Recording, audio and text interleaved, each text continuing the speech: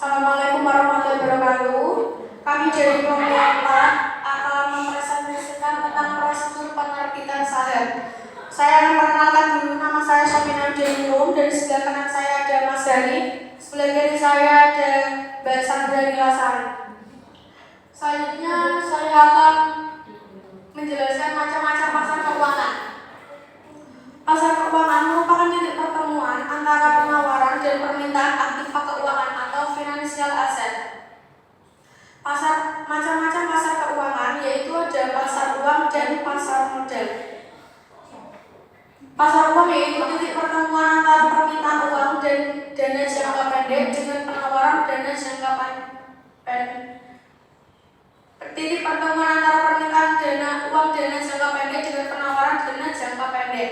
Supaya dana jangka pendek dalam pasar uang seperti bank komersial dan institusi non keuangan yang memiliki kelebihan dana.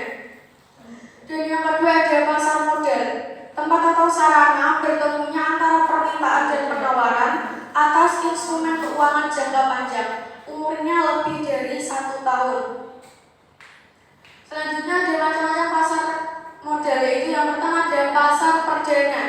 Pasar perdana adalah tempat atau sarana bagi perusahaan untuk pertama kali menawarkan saham atau obligasinya ke masyarakat.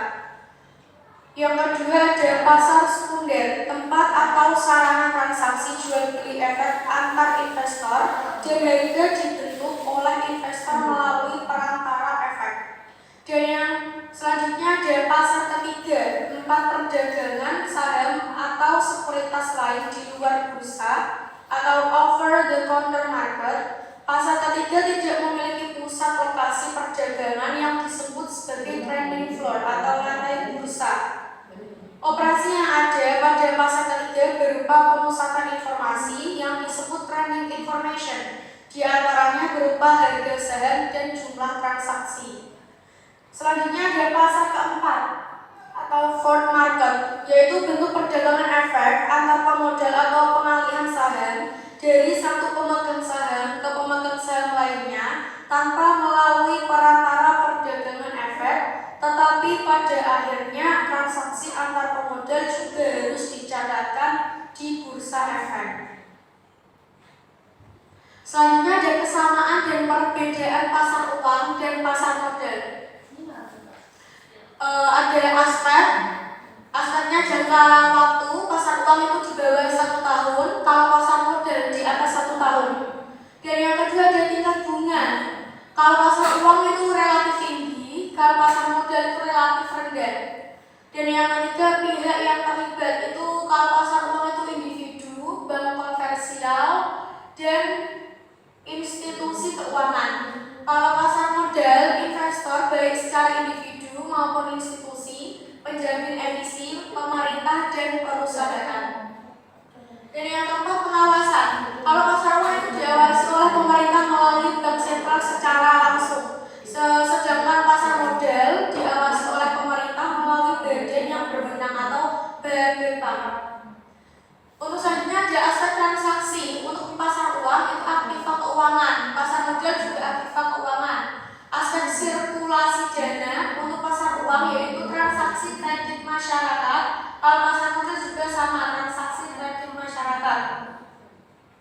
Selanjutnya aspek pelaku pasar, pertemuan kalau pasar uang pertemuan antara pihak yang memerlukan dana dan pihak yang kelebihan dana. Sedangkan pasar modal pertemuan antara pihak yang memerlukan dana dan pihak yang kelebihan dana. Untuk tingkat rasio pasar uang relatif tinggi, oleh karena itu sebagai kompensasi bunga pasar uang relatif tinggi. Untuk pasar modal, tingkat resiko pasar modal relatif rendah. Selanjutnya ada peranan dan tujuan pasar modal. Peranan pasar modal dari sudut pandang mikro yaitu sebagai fasilitas melakukan interaksi antara pembeli dan penjual untuk menentukan harga saham atau surat berharga yang diperjualbelikan. Yang kedua, memberikan kesempatan kepada para pemodal untuk menentukan hasil atau return yang diharapkan. Yang ketiga, memberikan kesempatan kepada investor untuk menjual kembali saham yang dimilikinya atau surat berharga lainnya. Dan yang keempat, menciptakan kesempatan kepada masyarakat untuk berpartisipasi dalam perkembangan suatu perekonomian. Dan yang kelima, mengurangi biaya informasi dan transaksi surat berharga.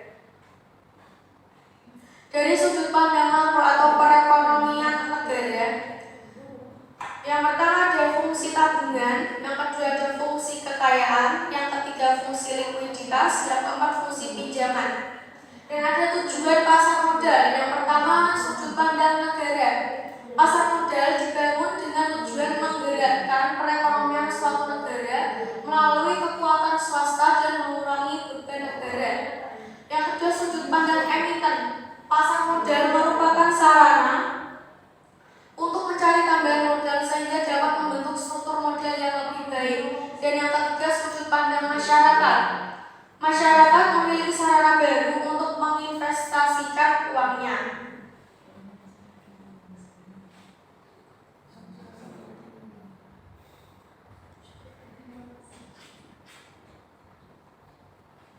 Selanjutnya ada IPO, Initial Public Offering. IPO, Initial Public Offering adalah penawaran umum pertama kali saham atau obligasi perusahaan kepada masyarakat.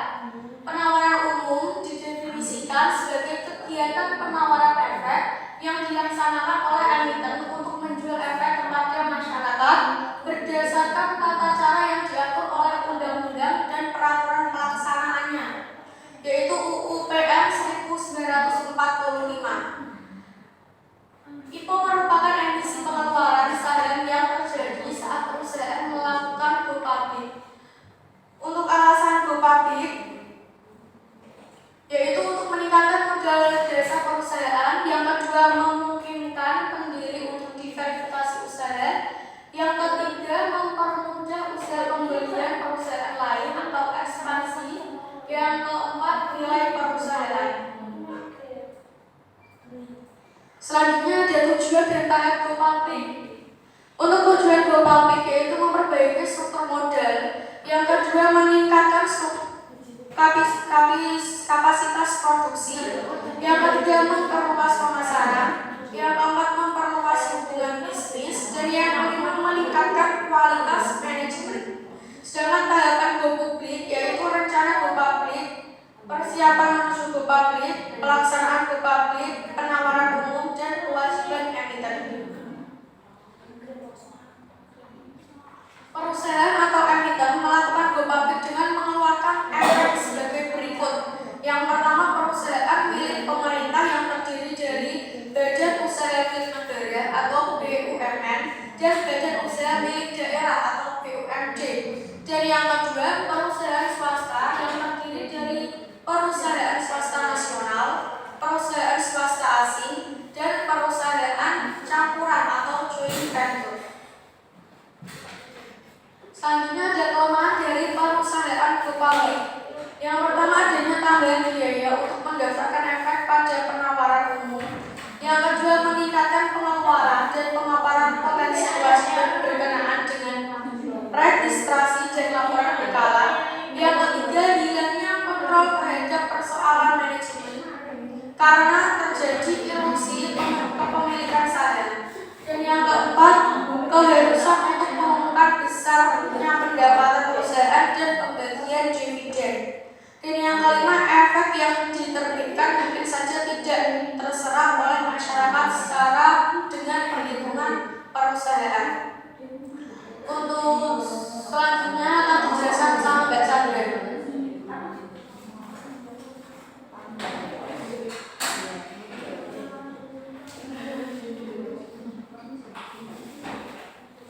Untuk yang selanjutnya, penawaran umum mencakup kegiatan pertama yaitu penerbitan perdana, yaitu ketika efek ditawarkan kepada modal oleh penjamin emisi atau perusahaan melalui para agen penjual yang dituju. Untuk yang kedua, pencatatan saham, yaitu pengalokasian efek pesanan para modal sesuai dengan jumlah efek yang tersedia. Yang ketiga, pencatatan efek di bursa, yaitu saat efek tersebut mulai diperdagangkan di bursa.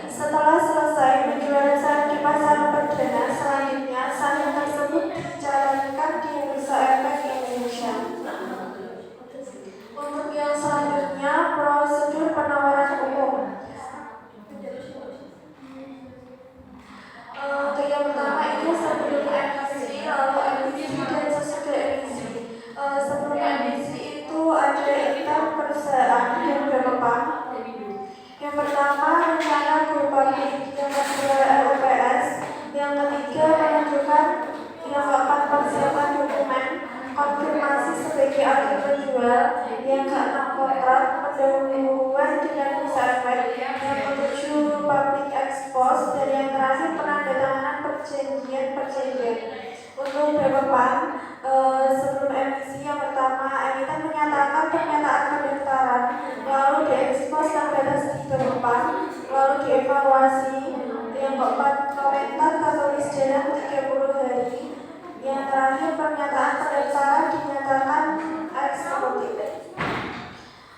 Untuk yang primary market, penawaran oleh sindikasi penjamin emisi dan agen penjual, pendataan kepada investor oleh sindikasi penjamin emisi dan emiten, dan terakhir penyerahan efek ke para investor.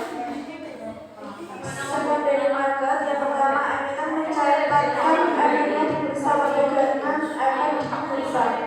Yang pelaporan, yang pertama laporan berkala, misalnya laporan tahunan dan laporan tengah tahunan. Yang kedua laporan kejadian penting dan darurat.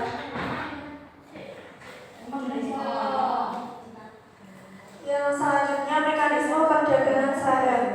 Pelaksanaan perdagangan efek di bursa dilakukan dengan menggunakan fasilitas JATS Next TG. Perdagangan efek di bursa hanya dapat dilakukan oleh anggota bursa yang juga menjadi anggota clearing KPEL, KPEI. Anggota bursa efek bertanggung jawab terhadap seluruh transaksi yang dilakukan di bursa, baik untuk kepentingan sendiri maupun untuk kepentingan nasabah.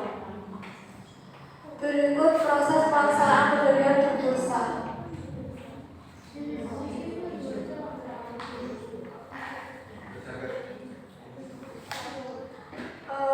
Ini investor beli, lalu berlanjut anggota bursa, proses perdagangan, proses penyelesaian, lalu transfer ke dana, lalu KPEI ke STI, sistem penjaminan dan penyelesaian transaksi. Untuk investor jual, ada anggota bursa, lalu transfer efek, lalu kembali ke KPEI, ke STI, sistem penjaminan dan penyelesaian transaksi.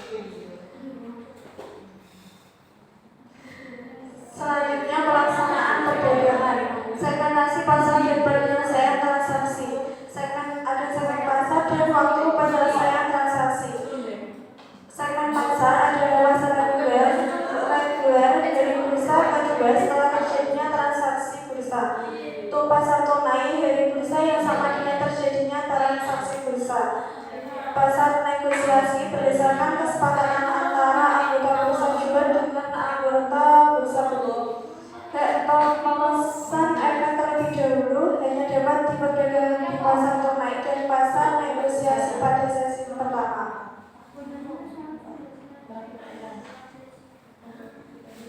Selanjutnya pembukaan. Pelaksanaan perdagangan di pasar reguler dimulai dengan pembukaan.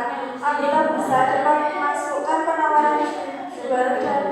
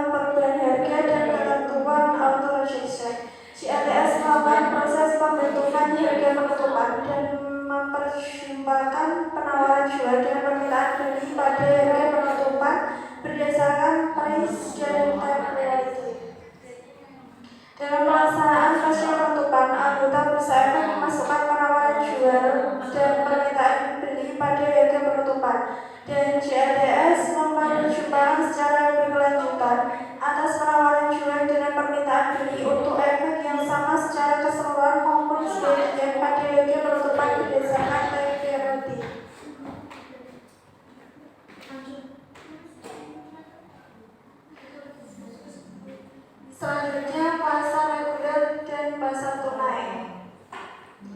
Penawaran jual atau permintaan beli yang telah dimasukkan ke dalam JATS Next G diproses oleh JATS Next G dengan memperhatikan yang pertama ada prioritas harga dan yang kedua ada prioritas waktu. Prioritas harga atau price priority. Permintaan beli pada harga yang lebih tinggi memiliki prioritas terhadap permintaan beli pada harga yang lebih rendah. Sedangkan penawaran jual pada harga yang lebih rendah memiliki prioritas terhadap penawaran jual pada harga yang lebih tinggi. Yang kedua, prioritas waktu atau time priority. Bila penawaran jual atau permintaan beli diajukan pada harga yang sama, JATS Next G memberikan prioritas kepada permintaan beli atau penawaran jual yang diajukan terlebih dahulu. Selanjutnya ada pasar negosiasi. Perdagangan efek di pasar negosiasi dilakukan melalui proses tawar-menawar secara individual atau negosiasi secara langsung antara lain anggota bursa atau nasabah melalui satu anggota bursa, nasabah dengan anggota bursa. Selanjutnya hasil kesepakatan dari tawar-menawar tersebut diproses melalui JATS Next G. Anggota bursa dapat menyampaikan penawaran jual atau permintaan beli melalui papan tampilan informasi dan bisa diubah atau dibatalkan sebelum kesepakatan dilaksanakan di JATS Next G. Kesepakatan mulai mengikat pada saat terjadi perjumpaan antara penawaran jual dan permintaan beli di JATS Next G. Selanjutnya akan dijelaskan sama Mas Heri.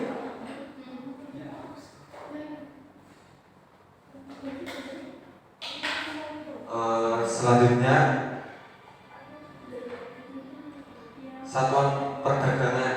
Perdagangan di pasar reguler dan pasar tunai harus dalam satuan perdagangan atau ramlok efek atau pelipatannya yaitu 100 efek.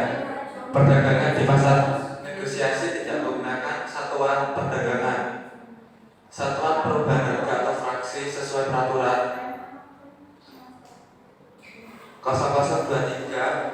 0023/BEI nomor 04/2016. Tabelnya 1 kelompok kerja, kedua fraksi harga dan maksimum perubahan. Kalau kurang dari 200 itu fraksi harganya 1, maksimum perubahannya Rp10.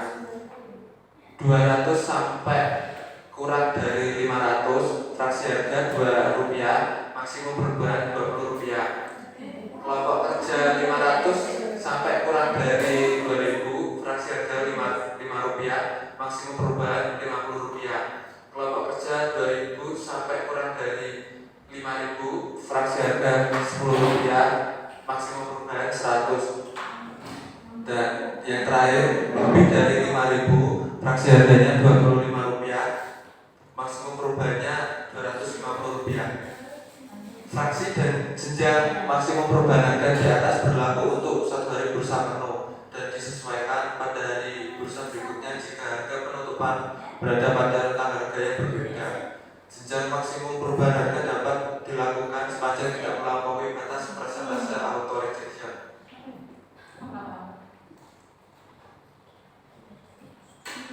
Selanjutnya auto rejection. Harga penawaran jual dan atau permintaan beli yang dimasukkan ke dalam JATS Next G adalah harga penawaran yang masih berada di dalam rentang harga tertentu. Bila anggota bursa memasukkan harga di luar rentang harga tersebut, maka secara otomatis akan ditolak oleh JATS Next G atau auto rejection.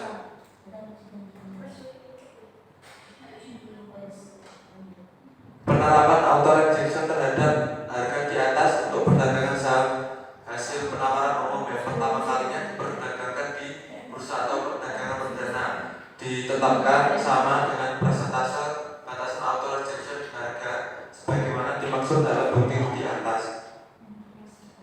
Khusus untuk waran, harga penawaran jual atau permintaan beli atas waran yang dimasukkan ke JATS sama atau lebih harga terakhir perdagangan saham yang mendasari waran tersebut. Yang selanjutnya penyelesaian transaksi bursa.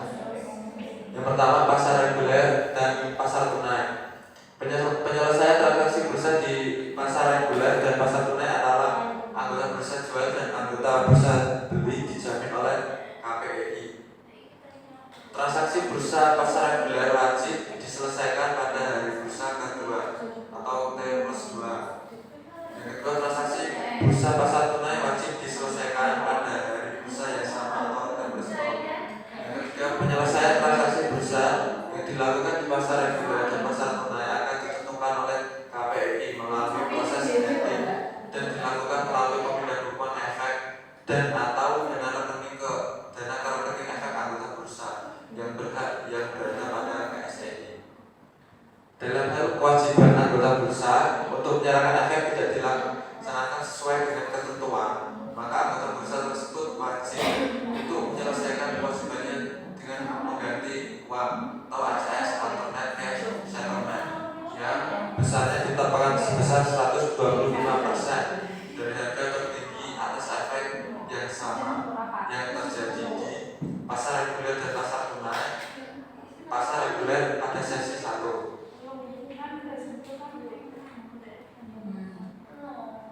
Yang selanjutnya pasar negosiasi. Waktu penyelesaian transaksi bursa di pasar negosiasi ditetapkan berdasarkan kesepakatan antara anggota bursa jual dan anggota bursa beli dan diselesaikan secara per transaksi atau tidak netting.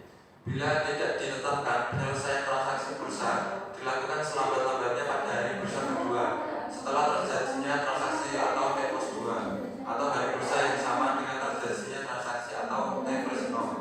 Khusus untuk hari bursa terakhir perdagangan hak memesan efek terlebih dahulu. Penyelesaian transaksi bursa di pasar negosiasi dilakukan dengan pemindahan kupon secara langsung oleh anggota bursa jual dan anggota bursa beli dan tidak dijamin oleh KPI. Selanjutnya, biaya transaksi di Bursa Efek Indonesia. Anggota bursa wajib membayar biaya transaksi kepada bursa, KPI dan KSEI yang dihitung berdasarkan nilai per transaksi anggota bursa. Rinciannya sebagai berikut. Untuk biaya transaksi BNI pasar reguler 0,018%, pasar tunai 0,018%, dan pasar negosiasi juga sama. Biaya clearing pasar reguler, pasar tunai dan pasar negosiasi di angka 0,009%. Untuk biaya penyelesaian KSEI untuk pasar reguler, pasar tunai dan pasar negosiasi di angka 0,003%. Dana jaminan KPI untuk pasar reguler dan pasar tunai biayanya 0,010%. Untuk pasar negosiasi tidak dikenakan biaya. PPN 11%. Pasar reguler prosentasenya 0,0033%, pasar tunai dan pasar negosiasi juga 0,0033%. PPh final 0,1% dikali hanya transaksi jual. Pasar reguler, pasar tunai dan pasar negosiasi prosentasenya 0,100. Jadi totalnya untuk pasar reguler anggota bursa jual itu 0,1433%. Anggota beli 0,0433%. Untuk pasar tunai 0,1433%. Untuk anggota belinya 0,0433%. Sedangkan pasar negosiasi untuk anggota bursa beli 0,1333%. Anggota beli 0,0333%. Dibayarkan ke bursa sebagai wajib hukum sesuai ketentuan yang berlaku. Biaya transaksi tersebut di atas belum termasuk komisi transaksi yang dikenakan anggota bursa kepada nasabah. Terima kasih. Sekian presentasi dari kelompok kami tentang prosedur penanaman saham. Jika ada pertanyaan, silakan dilanjut di WhatsApp grup. Terima kasih. Wassalamualaikum warahmatullahi wabarakatuh.